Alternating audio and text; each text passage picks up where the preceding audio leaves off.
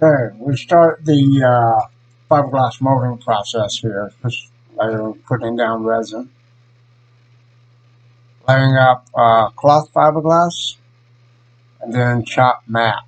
Cloth for a good, strong, sturdy base thing, and then put chop over the top of it.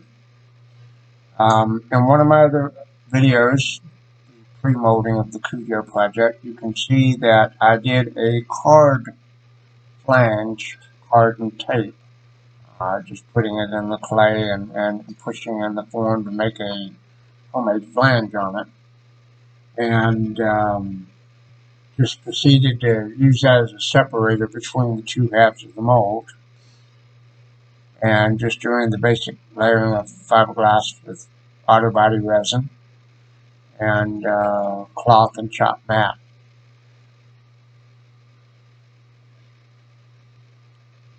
Just a dab and stab technique, that's all it takes, and just making sure that there's no air bubbles and no dry spots on the fiberglass.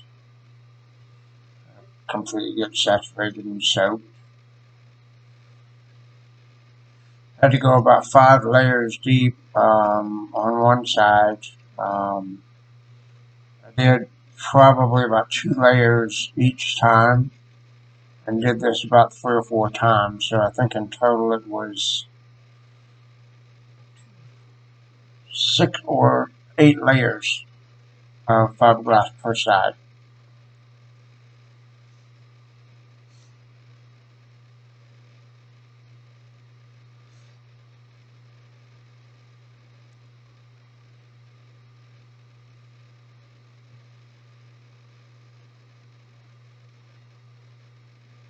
Just continue this process all the way through. Once I've sped up this video just so it'd be easier to narrate and edit and watch. A very simple process.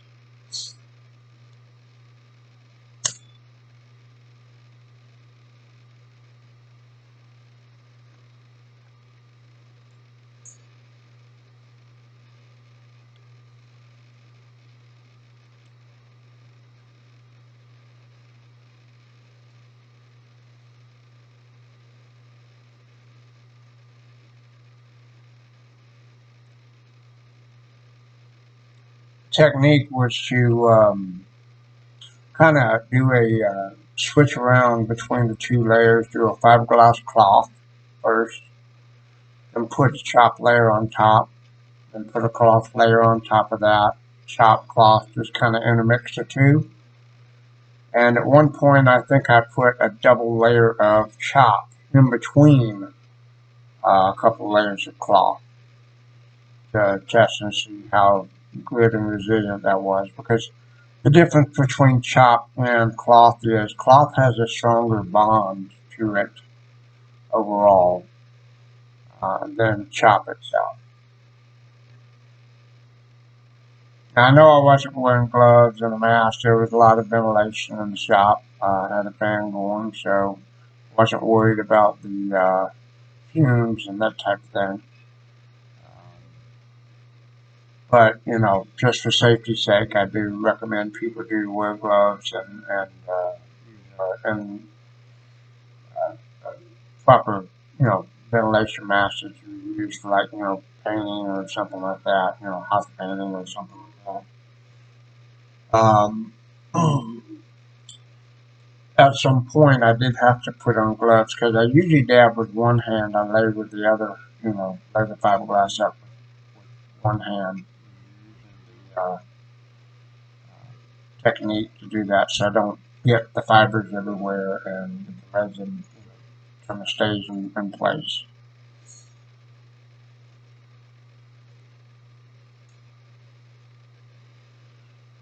You want to pre-soak your form with resin first. You make it wet, then you can lay up the fiberglass sheets on top of it, and then just dab and stab uh, wet resin on top of that, and just make it where it's completely coated.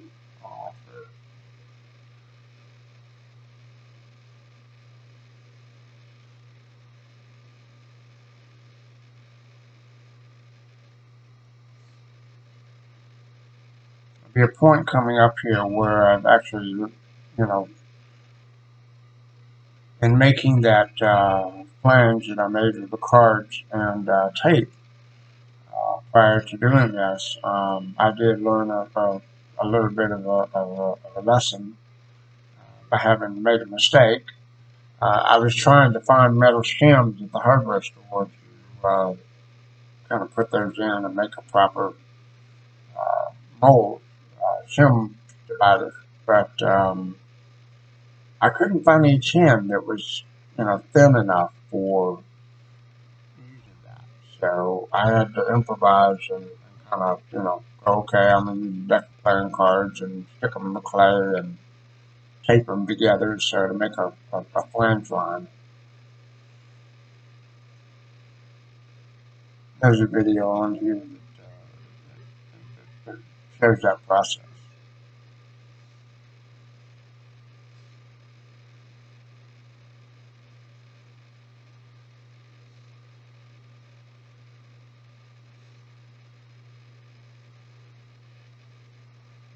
And the thing about the fiberglassing is when you do this, put this on here, you have to wait about 4 to 6 hours for that to dry.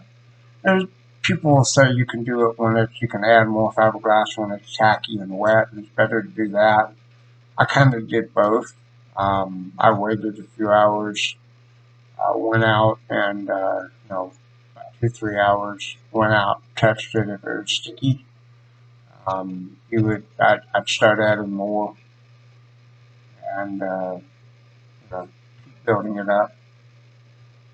But if you do it when it's dry, it works as well. I did have a portion where I didn't pay close enough attention to the bottom flange part because there was a lot of fiberglass that kind of dribbled and dripped down there, and it just made like a homemade flange with no fiber reinforcement, just straight resin. And I didn't feel like that was going to be secure enough, so I went back at the end of this and rebuilt a bottom flange for it using fiberglass cloth and fibers and the mat.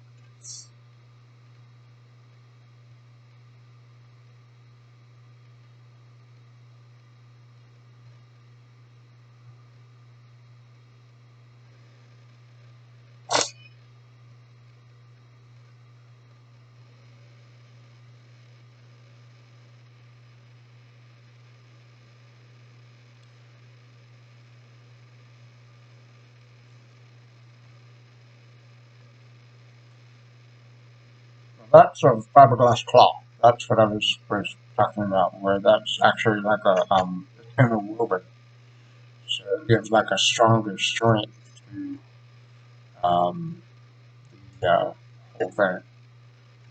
The mat is good because it's chopped fibers, but if you don't have excuse me, if you don't have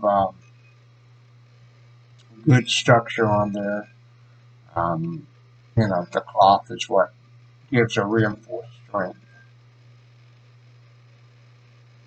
I actually prefer using both. The cloth is the go-to for the bottom and top layers.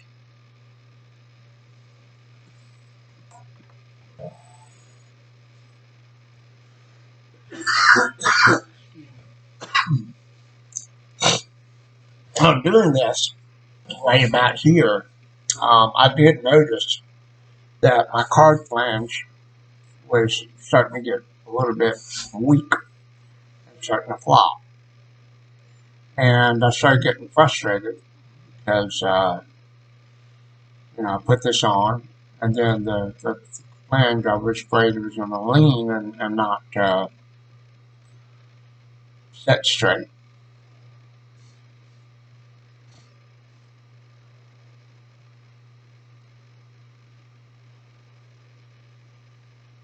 I kept having to pull it back up, and that's where I noticed, okay, I wanted to get that fiber on this card to make a solid flange, but it kept wanting to lean and fall over, and I was getting a little bit angry and frustrated because I double layered these cards. Why won't they just stay stood up?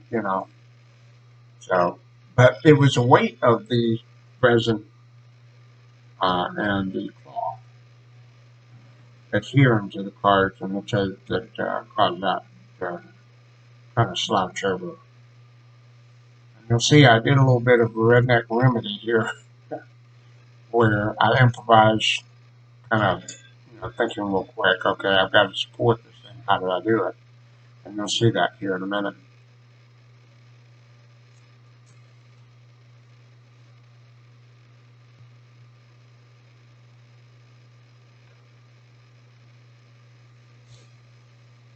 I was just so preoccupied with trying to get all the layers of fiberglass on there before the resin started setting up and gelling that I didn't pay too much attention to the flange at the moment.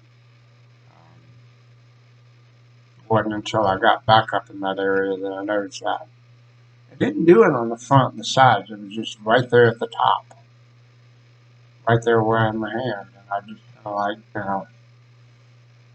kept seeing the fiberglass trying to pull away because the cards were falling over, and I keep pulling it back, and I'm getting frustrated because it's getting all floppy.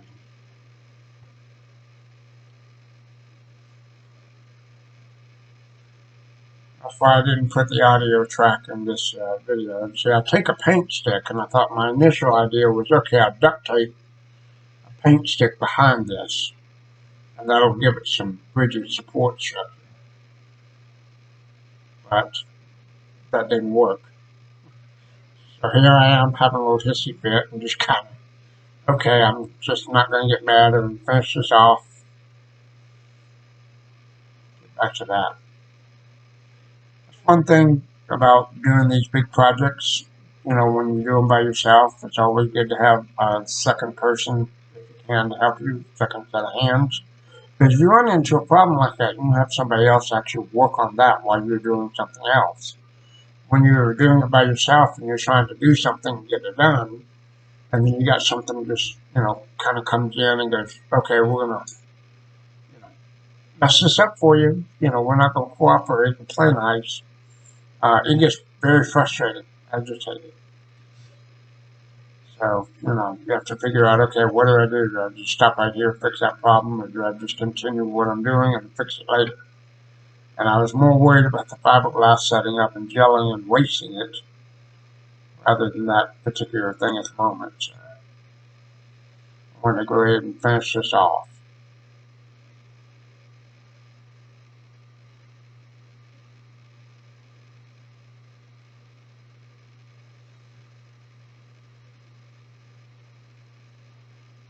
And that flange just kept bothering me. I couldn't take my eyes off it. It was like, okay, it's really annoying me. So now I figured out, okay, I've got to do something because this thing is not going to play nice. So I just pressed a paint stick in the back of it. Figured, okay, it's got fiberglass soaking through it, the resin soaking through it. I can push it, and it wouldn't stay.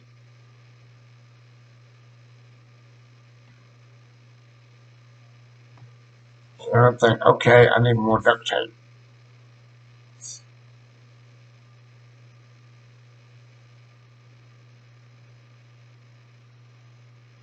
Mind you, I've got resin and fibers. If I was wearing gloves, it'd be resin and fibers all over the place. I wouldn't be able to handle duct tape. And another frustrating endeavor about that. resin and fiberglass gets everywhere, either on the gloves or on your hands or something. Your fingers always have these fibers sticking to it and that type of thing. So I try not to handle anything with both hands. Is your one hand doing one thing, one hand doing another? At this point, I think I was thinking in my mind, I better not get angry and just rip this flange off because I'm going to really screw it up. So I kind of took everything I had not to just get ultimately, hulk out and get really mad and just blow the whole thing by ripping it off. It did cross my mind, though. I will admit, it did cross my mind. So what I did was I went and got paint sticks. Thought, okay, that paint stick's going to be sturdy enough to prop it up. Okay. I knew if I put resin and cloth on it with a back support like that, it would hold. But the thing is, this paint stick wouldn't stick. So I was like, okay, I've got to find something to do, this with. Because this flange keeps leaning over and it's pulling the fiberglass and making bubbles.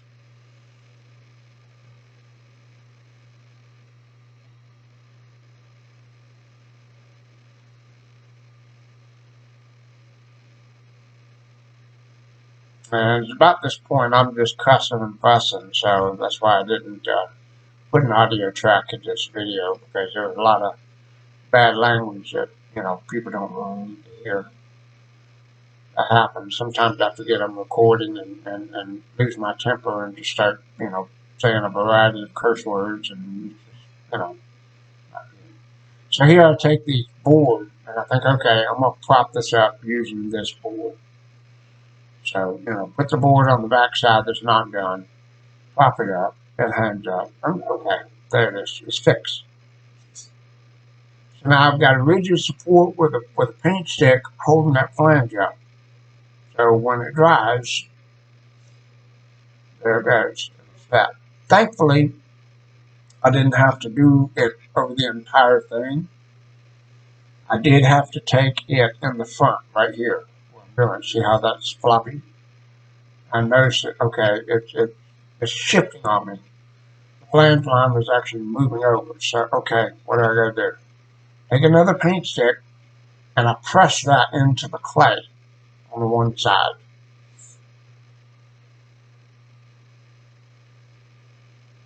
And I propped it up with another stick. I didn't have another board, so I had to use another stick there. And then I'm just showing the, whole thing. And kind of, outlining what was going on with the frustration, my shop mess. I get so into these projects that I forget to clean up sometimes by the time I'm done. I'm just so exhausted and so tired and worn out and frustrated, I just walk away and just leave the project, where it is, and then come back out. And sometimes I want to, okay, let's do a little cleanup before we get jumping on here. But, then your OCD kicks in and it says, oh no, we got to do this, we got to do this, we got to finish it. And it gets a little frustrating sometimes. So every now and then I have to take a day or something and just move things around the shop, get them cleaned up, and other type things. Move on to another project. It's kind of my problem is I have so many projects to do that I try to focus on one. And then, when I'm in the middle of that, something will come up, like a customer will call and they want to order, they want a mask done or something. And then I have to stop what I'm doing on this and go jump on that customer order and finish it and get it out the next day. So that way I can stay, doing what I'm doing with my projects and then making customers happy at the same time.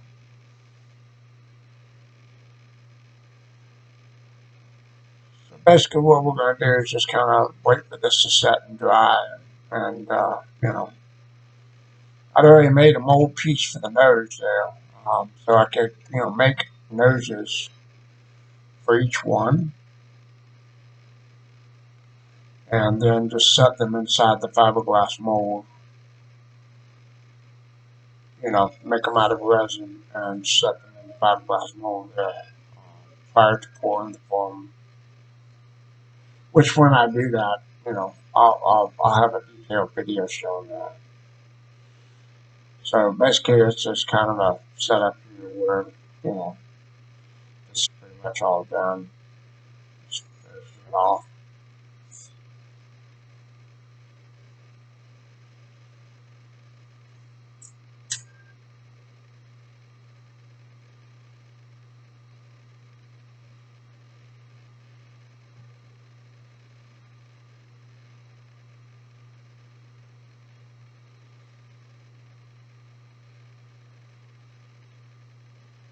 At this point, I'm just going back and making sure that there's no dry spots and stuff. I really got really finicky about this. I have to pay, especially because this is the biggest project I've done so far. So you have to pay extra close attention to every tiny detail of things.